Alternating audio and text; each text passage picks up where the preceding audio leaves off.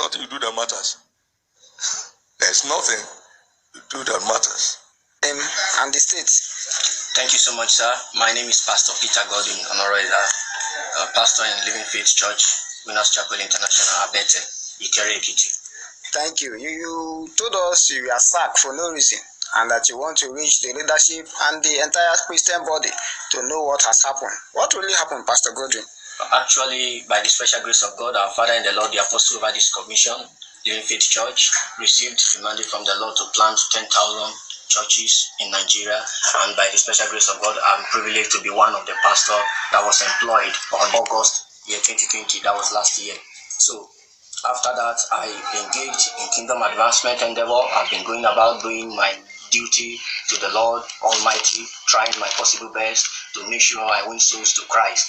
And unfortunately, on the 1st of June, and here is my deployment letter. This is my deployment letter. You can see that, you can view it. This is my deployment letter, which carries my name and my station. So on the 1st of July I received a call from the state church that the state pastor wants to see me. So I thought I am the only one. So I was surprised. I went, and when I went, I saw some pastors, over 40 pastors seated. So I joined them. Few minutes later, we were issued a letter, and here is the letter. Here is the letter. So I tried to open the content of the letter to see what was there. I saw that it's a letter of release, and it says, consequent upon the recent performance review, which revealed that your church growth index fall below expectations, please be informed that your service as a pastor in charge are no longer required from this commission with immediate effect.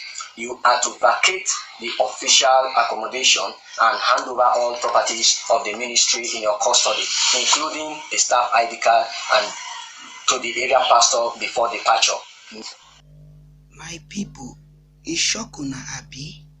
No, make it not shock una, because it is recorded in the Bible, the parable of the talents and the entrepreneurs. In Matthew chapter 25, verse 14 to 30, it states, there was a certain master who was leaving his house to travel, and before traveling, he entrusted his property to his servants according to the abilities of each man. One servant received 5 talents, the second had received 2, and the third received. Those servants returned and settled accounts with them. The man who had received the 5 talents brought the other 5. Master, he said, you entrusted me with 5 talents. See, I have gained 5 more. His master replied, well done, good and faithful servant. The second man who received 2 talents also said, Master, you gave me 2 talents and I gained 2 more. But the man who had received the 1 talent went off, dug a hole in the ground and hid his master's money. After a long time, the master of those servants returned and settled account with them. The man who had received the 5 talents brought the other 5, and the man who received 2 talents brought another 2 more. While the man who received 1 said, Master, you entrusted me with 1 talent, and this is the 1 talent. I knew you are a hard man, harvesting where you have not sown and gathering where you have not scattered seed. So I was afraid to use the talents. So I decided to hide your talent in the ground. See, here it is, what belongs to you. His master replied, you are wicked, lazy, and unfaithful servant. So you knew that where I have not gathered seed. Well, then you should have put my money on deposit with the bankers, so that when I returned, I would have received it back with interest. Take the talent from him and give it to the one that had 10 talents. So those who have will be given more and will have abundance. Whoever does not have, even what he has will be taken from him. So my people, you see where the chief executive organizer of Winners Chapel went to, I think he used the parable of the talents that was recorded in Matthew chapter 25.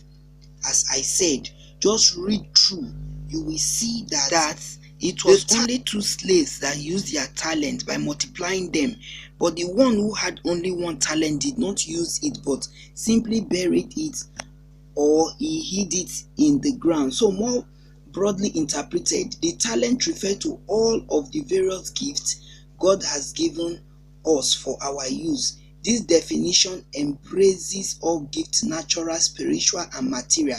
Its natural abilities and resources, our health, education, as well as our possessions, monies, and opportunities. So my people, you can see that Pastor Godwin Peter did not do well at all.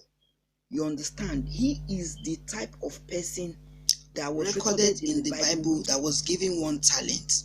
We all know that churches of these days is money business making center, and what is expected of you is to win money. It's money winning, not soul winning they are doing in churches these days, because most of them are not preaching salvation.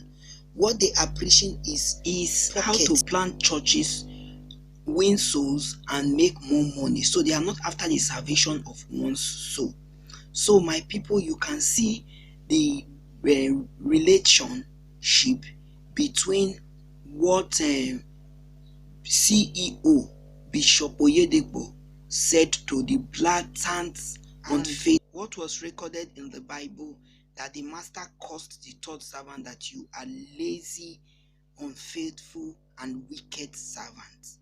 So the other 2 were praised, and more talent was even added to the one that had 5 talents, that his own multiplied to eventually had 11 talents. So guys, we should not really blame the CEO here, Oyedepo, but I only blame him for the sack letter. He would have demoted this guy. It would have been better for him to become a junior pastor than to remove food from his mouth and his family. Okay, so that is my own take on this matter. All right, my people. So guys, CEO referred to the parable in the Bible. So let me dive into his son, who is Junior, is a 38 years old pastor and son of Bishop David OYEDEPO Jr. His son is given the privilege of preaching and pastoring at the church headquarters at Canaan land. What is his pedigree? So people are asking, age are even allowed to be area or zonal pastors. How did he get promoted so quickly to such a senior position? So this question, my people, I don't know who I will answer this question straight away. As an African in Nigeria, to be precise, your papa thing na your own thing. Your parents' things is also yours as a child. So the guy now becoming the head pastor of Canaan's headquarters is no big deal, because the father is the chief executive organizer, entrepreneur, incorporated of the church. So my people, with these few words that I have illustrated, I will say that David OYEDEPO Sr. will not kick or relieve him of pastorship or accommodation on the grounds that he isn't winning souls by making money for the church. Well, he's the heir apparent. So this one you are seeing here will inherit the jet, hotels, schools, printing presses, real estate, etc. that the father has. Go look up the names on the trustees list. It is not about God or Jesus Christ. It is obvious it's about business, money making business. It's now what most church are: CEO, entrepreneur.